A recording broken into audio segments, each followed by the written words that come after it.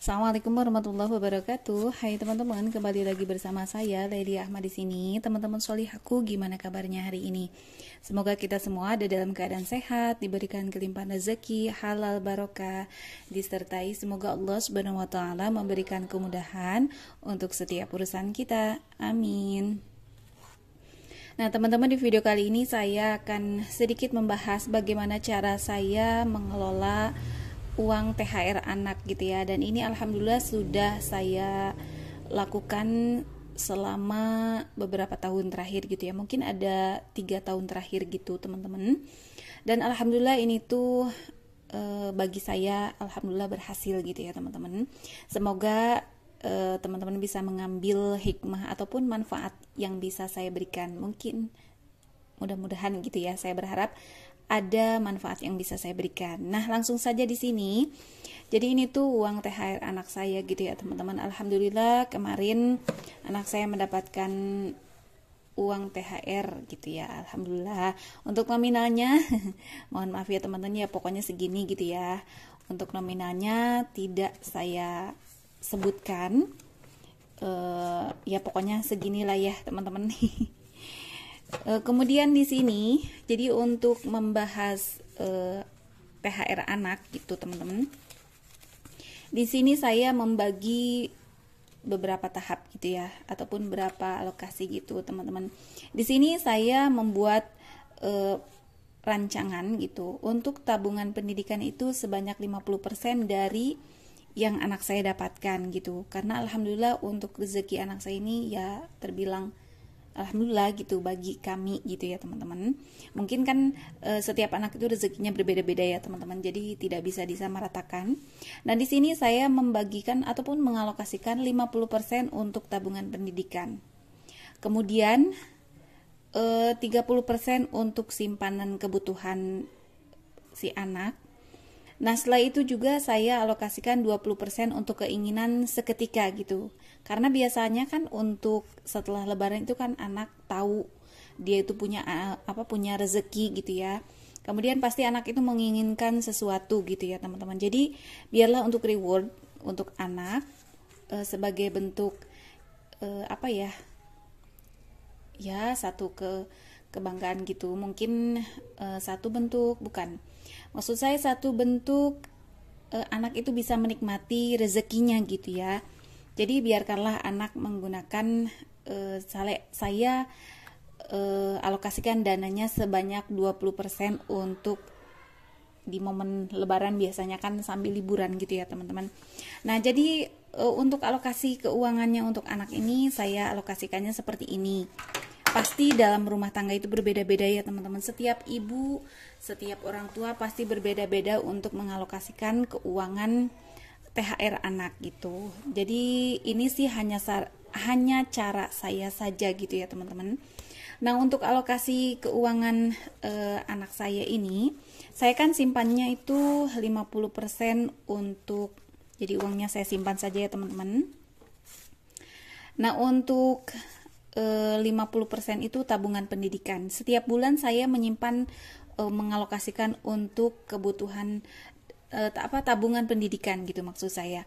Nah, saya biasanya kan menyimpannya itu di amplop ya. Kalau misalkan lagi budgeting untuk video gitu teman-teman, ataupun untuk konten, saya alokasikannya seperti ini ya. Tabungan pendidikan itu setiap bulan saya simpan, meskipun nominalnya tidak besar teman-teman dan tidak bisa saya sebutkan, biarlah menjadi privasi saya gitu ya. Nah, tapi intinya tabungan pendidikan ini ada setiap bulan. Nah, biasa saya tunjukkan di amplop seperti ini. Nah, sebenarnya teman-teman, uangnya itu kan sudah maksudnya tidak ada di amplop ini. Kenapa?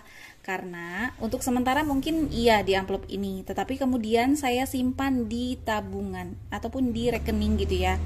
Kenapa nggak pakai, maaf ya teman-teman, ada suara motor. Kenapa saya simpennya tidak di tabungan untuk khusus untuk anak gitu teman-teman? Karena saya sudah punya fasilitas M-Banking. Kemudian si M-Banking ini di bank ini, untuk banknya memang bebas ya teman-teman. Nah, karena saya menggunakan M-Bankingnya di bank ini, ataupun saya menjadi nasabah di sini, jadi memudahkan saya untuk membuat rekening baru gitu. Kemudian saya bisa mengecek juga sekalian gitu ya, ada di M-Banking itu, saya bisa selalu mengecek keuangan setiap bulannya, itu saya bisa lihat gitu ada berapa. Kemudian juga selain itu, untuk saya bisa memasukkan transfer uangnya dari bulanan itu langsung ke sini tuh bisa menggunakan M-Banking, jadi lebih mudah menurut saya gitu ya. Tetapi untuk teman-teman sih silahkan, bebas ya teman-teman. Tapi ini cara saya, jadi saya menyimpannya di rekening supaya ini termasuk tabungan jangka panjang. Jadi supaya kalau misalkan disimpan di rumah itu kan biasanya kita tuh tergiur gitu ya. Setidaknya ketika kita melihat uang, pasti kebutuhan ada aja gitu ya, ataupun keinginan membeli sesuatu itu. Jadi cara saya ini seperti ini, saya simpan di bank supaya saya tidak selalu melihat uangnya gitu ya.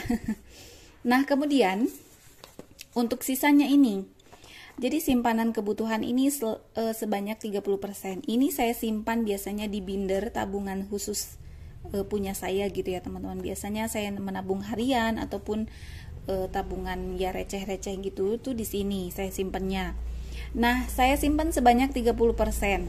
Kenapa saya simpan di sini? Karena ini tuh untuk kebutuhan anak gitu ya teman-teman.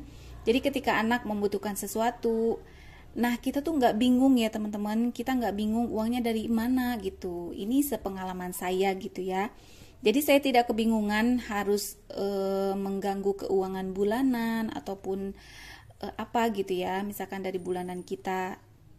Jadi ini tuh sudah ada keuangannya tersendiri untuk kebutuhan si anak.